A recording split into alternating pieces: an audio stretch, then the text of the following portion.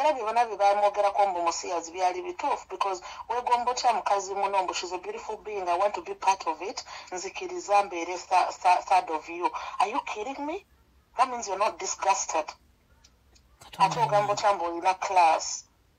Bano abantu abamu tebeenyinyala. It's really Jews now no. Abaana b'Uganda beegomba abantu naye abantu beegomba. Aswaza banaye Jews. Jews ogamba otya eyo. Nga mulabye n'emitawaana. Mitawaana si mingi naye ogamba kyemele. Ndiye no nga bumanyi olugambo olumpuuba ngenda kuteekako koka recording omanyize munaye si recording abantu nga sibagambye sibikola ebintu ebyo naye nga ate yatunyumyenyumyemukko ku bino ebigenda mu maaso nga bw'obiwulira manyi nti nabe yagwa mu famire yammwe naye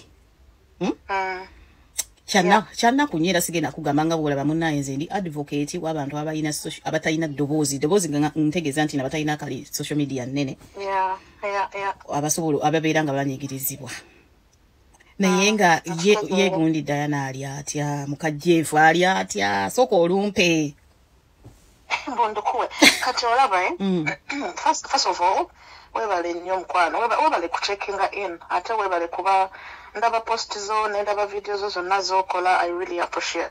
The thing is like family affair. Oba nzenze kaliyo nga ayogerako oba alimu obulalulalu but everyone is so down to earth. Tebamanira bintu bino bya byakubeera mu bintu bwe biti bisasage. Thanks a lot. I appreciate. Nabadde neewuunyiza kubanga no chobola ba you've not had her come out, you've not had anything from our side. Hey, no, this and this and this, giving explanations. But me as a person, personally, I feel bad, Okulaba mukuru wonga bamuteka bintu byekasasiro byatabeeranga muko talina na Facebook, talina na bichi, like tali ku social media, but they are dragging her name down, It's really sad. It is too sad. Mukwano nze nga bwobimanyi munnange. Ate okugamba na postinga yo nga bwomanyi nze nga bwe nkugaye nti naye nze ndi advocate naye ekirala gundi mpate njala okunfaminge waliwo ababadde bagamba mbuno omukyala Jeff omukulu oyo sister Wontino yatambuza audio wama kituufu oba si kituufu? Olisi yatambuza audio talina na budde bwebyo. She just actually came back from America from her vacation. Talina budde bwebyo wadde. Kati ani atambuza videos egundi audios ani agala your relevance. I mean confirmation from you. Amaninga abalala. Kati ekitegeeza bano bakwano bebe bazitambuza up and down ezo audio. Bakwano bashiba. She's the one doing all that, by the way. My sister has no interest in being known, in being famous, or not take her business out there. She's busy working, she's busy with the family. We, the family, we know those things already for a very long time already, for a while at least. Emily, or your guy, my sister threw him out a while ago. We're not together. Hey! We are not. Jeff ali ku street. Jeff ali ku street asula mu bulumu 30 pounds, 40 pounds a night. He has nothing going on. Eh? Fanti tumanyi nti mugagga. Sister wange yamuthrow out. Hey. Yamugoba dda ne bayawukana. Yamugoba ne bayawukana because she's not interested in the drama. She's not dramatic.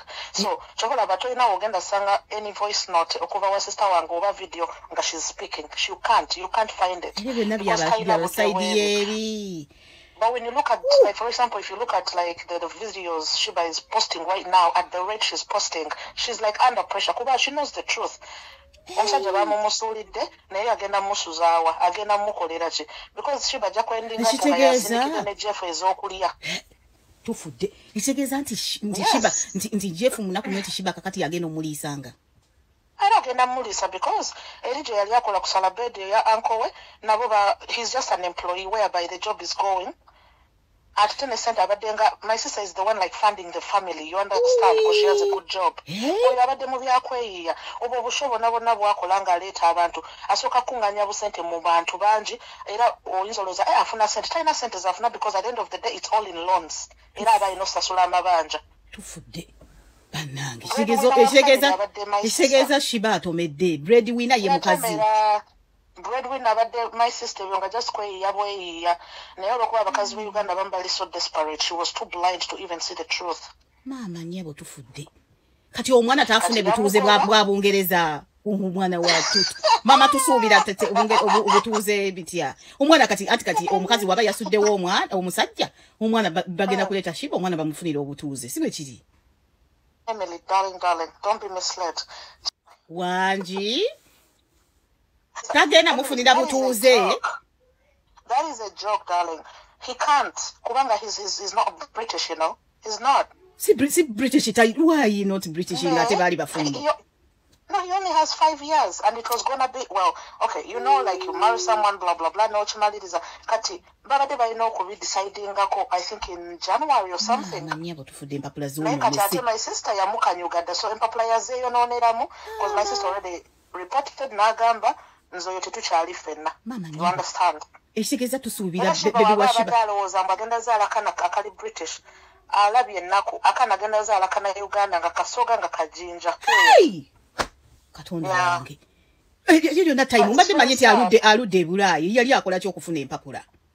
Aludde e Bulaayi naye ng'ate agirira mu mpapula z'abantu abalala yina ebintu by'okubaatisa ye. Maama nnyo. So nga my sister yamuyambako awo biki. Finally yali badde oba abufuna because of course it's always probation.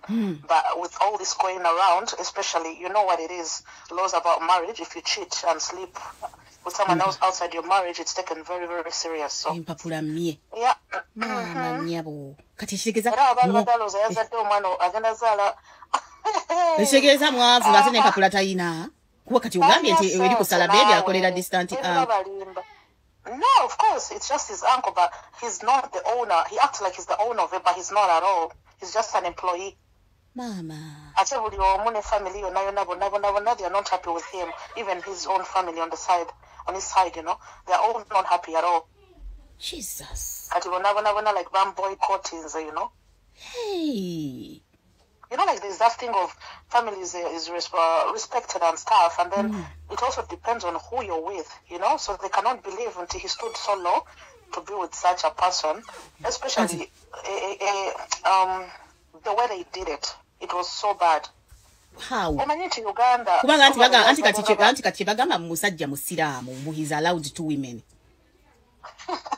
I don't know chibachiwandikawa naye waba yali agala 2 women then yali chogedde nagamba, you know what, I'm a Muslim, I want to marry someone else, but not kuchireta mbu this is my friend, you know, I'm just promoting her music like that. Ekitegeeza eyo ediyo nombo ya sister wa mujja wa Shiba akatiriza nti Jeff mugobe wa Jjo.